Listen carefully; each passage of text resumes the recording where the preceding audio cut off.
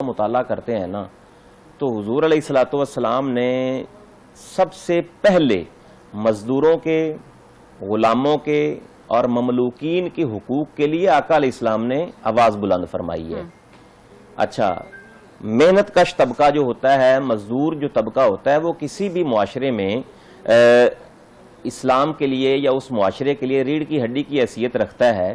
اور نبی دو عالم صلی اللہ علیہ وسلم نے مزدوروں کے حقوق بیان کر کے یہ کلیئر کٹ یہ واضح کر دیا ہے کہ کسی کو جو ہے نا کسی کی اہانت کا یا کسی کی توہین کا یا کسی کے کو ڈی گریڈ کرنے کا کوئی حق حاصل نہیں ہے۔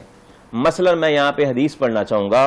کہ دو صحابی تھے، ان کا آپس میں مکالمہ ہوا، حضرت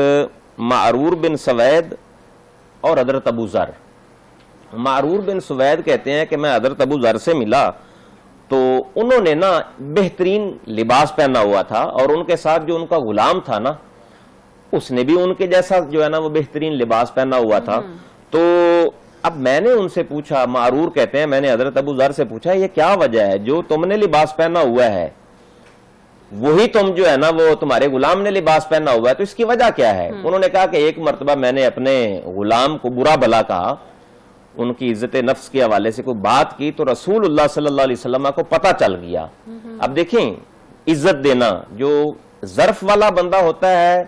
عزت والا بندہ ہوتا ہے، بڑا بندہ ہوتا ہے نا جو دل و دماغ کا، وہ دوسروں کو چاہے وہ اس کے سبارڈینیٹ ہوں، چاہے وہ ان کے ہاں کام کر رہے ہیں، وہ ان کو عزت ہی کرتا ہے، ان کی تحقیر، تنقیص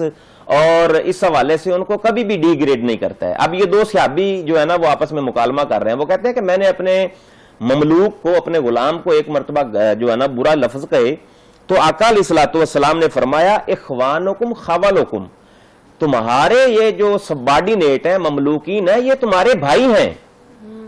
اور جعلہم اللہ تحت ایدیکم، اور اللہ تبارک و تعالیٰ نے کسی وجہ کے سے ان کو تمہارا سبارڈینیٹ بنایا ہے۔ اب اگر وہ تمہارے انڈر کام کر ہی رہے ہیں تو حضور علیہ السلام نے فرمایا جو تم کھاتے ہو وہی تم ان کو کھلاؤ، جو تم پہنتے ہو وہی تم ان کو پہناؤ، اور ان کے اوپر زیادہ بوجھ نہ ڈالو۔